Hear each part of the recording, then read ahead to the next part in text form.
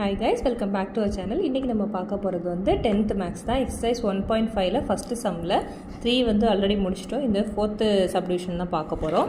இதுல வந்து f of x வந்து கொடுத்திருக்காங்க, g of x கொடுத்திருக்காங்க. find வந்து f of g, g of f கண்டுபிடிக்க சொல்லிருக்காங்க. f of g equal to g of f அப்படினு கண்டுபிடிக்க சொல்லிருக்காங்க. தெரியுதா? f of x கொடுத்திருக்கோம், g of x கொடுத்திருக்கோம். ஃபர்ஸ்ட் f of g கண்டுபிடிக்கிறோம். f of g of x போட்டுருக்கோமா?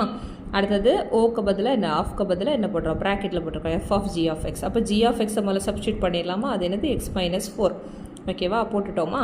அடுத்தது என்னது? f of x minus 4 என்ன வரும் அப்படினு சொல்லி கண்டுபிடிக்க சொல்லிருக்காங்க. அப்போ f of x தெரியும். அப்போ f of x minus 4 னா x இருக்க இடத்துல x minus 4 போட்டா இதுல x இருக்க இடத்துல x minus 4 போடணும். கரெக்ட்டா? அப்போ 3 plus x minus 4. அப்போ போடும்போது x minus 1 வருது. ஓகேவா? அடுத்து g of f கண்டுபிடிக்கிறது. g of என்னது? g of f of x, g of f of x, g of f of x பதிலா f of x value substitute பண்ணியிருக்கோம். தெரியுதா?